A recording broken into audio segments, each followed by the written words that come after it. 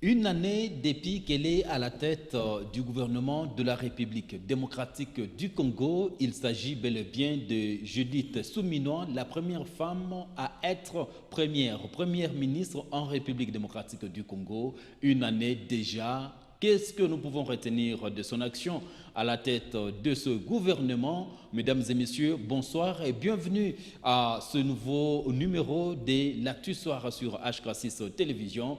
Mesdames et messieurs, pour s'y faire, nous avons fait venir Monsieur Alain Kami. Il est honorable conseiller municipal de la commune de Kampemba, ici dans la ville de Lubumbashi, province du Haut-Katanga. Il est également président national de la jeunesse de ADEFAT, mais également porte-parole de l'Union sacrée dans la province du Haut-Katanga. Monsieur Alain Kami, bonsoir. Bonsoir, monsieur Émile. Bonsoir à mes très chers compatriotes à qui je veux toujours présenter mon amour sincère. Merci d'avoir répondu à notre invitation. C'est moi qui vous remercie, surtout de l'honneur que vous faites à ma modeste personne pour être sur le prestigieux plateau de télévision de HK6. Et souffrez que de prime abord que je souhaite un joyeux anniversaire au premier Congolais, le représentant de la nation, le symbole de l'unité nationale, le magistrat suprême et le commandant de forces armées congolaises et de la police congolaise. J'ai cité son Excellence Félix Antoine Tshisekedi qui célèbre son anniversaire en ce jour, un jour béni parce qu'il y a aussi une coïncidence avec l'anniversaire de notre mouvement politique, cher à l'honorable Jean-Louis Kalamba, ADEFAT, qui célèbre ses 6 ans d'existence. Donc, concomitamment, nous célébrons 2 anniversaires et je suis dans une joie expansive, dans une euphorie immense par rapport à cela. Alors, très bonne chose déjà, très bonne nouvelle pour notre chef de l'État, Félix Tshisekedi, mais également votre mouvement, comme vous venez de le dire. Avant d'entrer dans le vif de la matière, où en êtes-vous justement en tant que conseiller municipal? Êtes-vous en train de fonctionner ou pas depuis votre élection? Je suis un élu de la commune Kampemba. Je pense qu'au nom de l'autonomie de notre conseil, je ne peux que parler de notre conseil. Nous siégeons. Vous, de la commune de Kampemba, vous siégez oui, dans la ville de Lubumbashi? Dans la ville de Lubumbashi, nous avons en ce jour un bureau administratif qui est sur l'avenue qui quitte vers le TP Mazembe au niveau de l'avenue Luvungi vers Kigoma. Nous avons un bureau administratif où chaque membre du conseil, du bureau du conseil a un bureau et nous aussi conseillers, nous avons un bureau. Mais la majorité de conseillers municipaux partout à travers la République se plaignent et nombreux ont déserté. Comment vous tenez à cette je ne pense pas qu'il y ait des conseillers qui ont déserté parce qu'en ce jour, le gouvernement central a jugé utile de prendre tant soit peu en charge le conseiller municipal et nous exprimons une infinie gratitude au chef de l'État et surtout à celle qui tient le centre névralgique de la gestion du pouvoir. Donc la population peut comprendre que le conseil municipal, vous êtes à l'œuvre déjà. Nous sommes à l'œuvre et nous travaillons de fond en comble pour ce peuple. Alors, monsieur Alain Kami, vous êtes là, vous avez suivi, ça continue à faire couler de l'encre et des salives partout. La dernière sortie médiatique de Jean-Pierre Bemba Gombo, vice-premier ministre en charge des transports et des communications, justement, il est sorti, il a tiré presque à boulet rouge sur l'origine de l'ancien chef de l'État, Joseph Kabila, qui par la suite a été contredit, mais également sur la mégestion dont il a parlé de 47 millions de dollars qui ont été accordés par le chef de l'État, accordés aux différents diocèses en ce qui concerne l'Église catholique. La Cinco est montée au créneau. Donc il y a également beaucoup d'autres choses, les CC également. Quelle est votre lecture et pourquoi tout le monde s'agite? Ma lecture est la suivante. Le chef de l'État, en nous présentant ces 4 axes stratégiques pour ces 2 quinquennats, il avait parlé d'un axe qui concerne la bonne gouvernance. Et dans cet axe, il nous a bien dit qu'il allait consolider la démocratie et il allait restaurer l'autorité de l'État. Dans la consolidation de la démocratie, il y a une liberté d'expression, une liberté d'opinion et une liberté de pensée. Jean-Pierre Mbemba, au nom de sa liberté d'expression, a parlé. Mais nous disons, chaque fois que vous vous mettez à ouvrir votre bouche, vous ne devez pas la laisser béante et laisser votre langue pendante.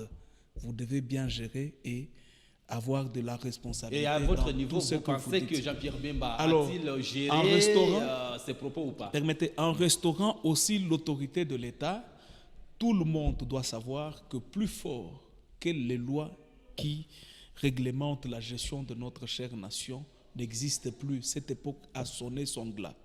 Alors, il a laissé le peuple dans un flou. Qui a laissé le peuple dans le flou? Jean-Pierre Mbemba. Nous naviguons il n'était pas à complet. vue. Nous naviguons à vue.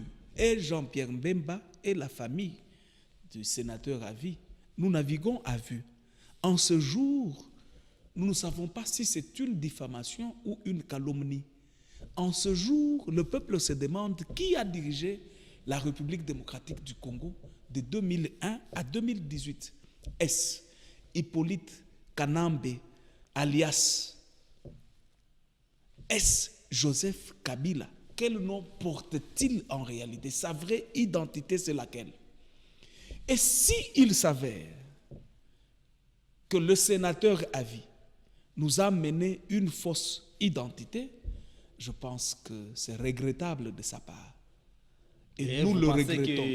Et si Mbemba aussi, ce qu'il dit va dans la perspective de la diffamation ou de la calomnie, nous voulons que les instances judiciaires se saisissent de ces dossiers pour éclairer la lanterne de ce peuple congolais que nous aimons et que nous chérissons tant. Parce que, je l'ai dit ici dans une des émissions pour dire que Alain Camille, qui est de la DEFAT, mouvement cher à l'honorable Jean-Louis Kalambanguindou, est partisan de la cohésion nationale, est partisan du vivre ensemble, est partisan de ceux qui trouvent que le Congo, dans sa diversité culturelle, dans sa diversité linguistique, constitue une force. Et venir avec des ingrédients majeurs qui vont dans le sens de ne pas construire la cohésion nationale. Mais M. Alain Camille, vous savez que ce n'est pas la première fois que Jean-Pierre Mbemba débute, donne les propos pareils, justement vis-à-vis du chef de l'État. Cette fois-ci, je veux que le peuple qui est appelé, qui est déjà dans un élan patriotique et qui est appelé à vivre dans une cohésion nationale, soit éclairé. Parce que Jean-Pierre Mbemba ne fait qu'insister pour nous dire, écoutez, il ne s'est jamais appelé, depuis qu'il est venu au monde, Joseph Kabila. Son vrai nom, sa vraie identité, c'est Hippolyte Kanambe alias. Alors, nous voulons cette fois-ci connaître quelle histoire donnerons-nous aux générations qui viendront après nous. Alors, quel est l'intérêt qu'a aujourd'hui Jean-Pierre Mbemba de s'attaquer à l'ancien chef de l'État, Joseph Kabila, mais également à l'Église catholique, justement parlant de la mégestion par rapport à 47 millions une que usurpation aurait donné à l'Église catholique. Une usurpation de l'identité, être un imposteur. Et pour cela, avoir même dirigé la République démocratique du Congo avec ses antivaleurs. Ça prendre encore avec mesure. Hein? C'est là que je dis, si cela s'avère vrai, je suis dans l'univers conditionnel. J'utilise si. Je suis dans l'univers aussi probabiliste, cherchant comme Jean-Pierre Mbemba, comme plus d'un Congolais, à connaître de quoi il en est question en réalité. Quelle a été la vraie identité du sénateur à vie? Mais c'est pas parce tard. Que j'ai du respect si pour lui. Vrai, c'est pas tard. Et si cela s'avère vrai, c'est un malheur pour la République démocratique du Congo. Alors, si cela s'avère faux, je crois que la consolidation de la démocratie avec ses corollaires est déjà une effectivité et nous voulons que cela produise ses fruits. Alors aujourd'hui, par rapport à la Senko, qui est monté au créneau, Jean-Pierre Mbemba a fait des révélations graves, pas dans le mauvais sens, pas non plus dans le bon sens. Mais nous voulons connaître en réalité le fin fond intérieur de ces allégations. Mais c'était quand même Parce fort qu'il ait qu'en dit. droit, il y a un principe basique qui dit que la charge de preuve incombe à l'accusateur. Ceux qui accusent Jean-Pierre Mbemba en ce jour peuvent venir le contredire avec de preuves péremptoires, dubitables, et le peuple s'inclinera. Et ce Mbemba aussi accuse la Kabylie et toute sa bande, la Senko. Nous lui demandons aussi d'apporter des preuves parce qu'il a fait des déclarations saisissantes pour nous dire que depuis la nuit des temps, depuis que le chef de l'État est au pouvoir, Joseph Kabila n'a qu'un souci, c'est lui d'abattre l'actuel chef de l'État. Mais c'est fort. J'ai toujours dit, le Tshisekedi, le physique que vous voyez, il est vrai qu'il est humain au même titre que nous, mais il a une nuance. Il est la première institution de la République démocratique du Congo. Il est le symbole de l'unité nationale. Donc quand on voit le président Félix-Antoine Tshisekedi se promener, vous, moi, Katumbi, Fayoulou, 120 millions ont un symbole de cette représentation, de l'unité-là. C'est le physique, pas la présidence. Par conséquent, le physique Tshisekedi. Et au-delà de cela, il est le commandant suprême de force des armées. Il est le numéro 1 de la police, il est le magistrat suprême et nous avons tout intérêt de les sécuriser.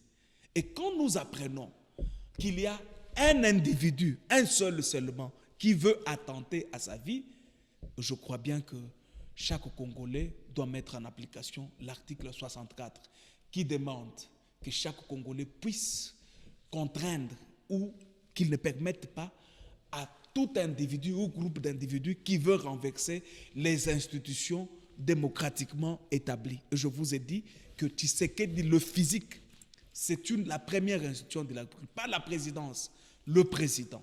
alors, Il est une institution. Honorable Alain Camille, justement, changeons un peu de chapitre. Parlons aujourd'hui, c'est une année depuis que Mme Judith Suminwa est première ministre ici en République démocratique du Congo. Il a eu également à le dire, à tuter, je répète rapidement, elle est contente par le fait qu'aujourd'hui, le franc congolais est resté stable. Durant toute cette année, la solde des militaires et des policiers a été augmentée. Elle continue à dire que le pouvoir d'achat des Congolais est protégé, mais également la RDC a retrouvé son influence sur le plan diplomatique sur le continent, mais également à l'international. Mais également, elle finit par dire qu'elle est toujours prête à continuer à servir le peuple. Est-ce que vous pensez que les faits tels que donnés par Judith Suminwa sont vrais? Congratulations, félicitations à la première ministre, la première ministre, comme vous l'aviez dit dans votre dévancière, de la République démocratique du Congo. C'est une fierté pour nos mamans en ce jour d'avoir vu le centre névralgique, d'ailleurs dans un régime semi-présidentiel comme le nôtre.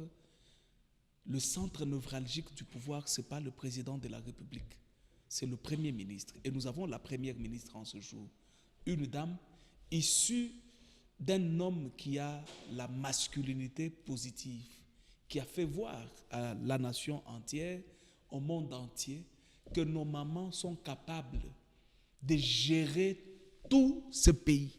Et aujourd'hui, c'est une dame qui gouverne. Le chef de l'État dans un régime semi-présidentiel règne. Et le centre névralgique du pouvoir, même l'opposition, quand l'opposition critique Tshisekedi, généralement je m'en moque. Parce que l'opposition a pour rôle de s'informer de l'action du gouvernement, de critiquer l'action du gouvernement et le cas échéant apporter des contre-propositions. Normalement, la personne à critiquer, c'est Mme Soumina. Alors, allez-y. Mais elle vient aujourd'hui, elle vous dit... vers la fin de l'émission. Nous venons dans le gouvernement de Soumina, nous avons la ministre, une femme encore, des Affaires étrangères. Thérèse Wagner, qui a fait des prouesses. Nous avons Constant Moutamba, qui a fait des prouesses. Donc, on comprend que ce ne sont pas des prouesses isolées. Le gouvernement, c'est tout un corps. Et le chef de ce corps, c'est Mme Soumina. Alors, elle a parlé de ce qui est fait.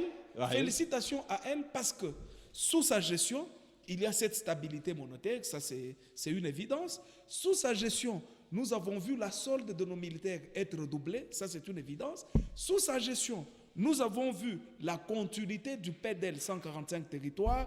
Sous sa gestion, nous avons vu ces énergumènes rebelles qui ont tué, qui ont causé désastre et horreur dans la partie orientale de notre nation, être bloqués et ils ne savent pas aller. Sous sa gestion, la diplomatie congolaise est au top level. Donc le choix porté sur Madame Souminois a été judicié par le chef de l'État. Merci d'avoir accepté de participer à ce numéro de Actu Soir sur HKC Télévision. Merci. Le temps m'a fait amplement défaut. Je devrais énumérer beaucoup d'autres actions. Merci beaucoup. Mais sinon, mes chers compatriotes, sentez-vous aimés. Nous vous portons à cœur. Nous aimons le Congo et nous aimons son peuple. Nous serons toujours là pour éclairer Mesdames la et lanterne de messieurs, ce peuple. c'est la fin de Actu Soir sur HK6 Télévision. Vous étiez nombreux à nous regarder ici à Lubumbashi et ses environs, mais également sur toute l'étendue de la RDC et aussi au-delà de nos frontières. Il nous restera à vous souhaiter très bon programme en compagnie de votre chaîne.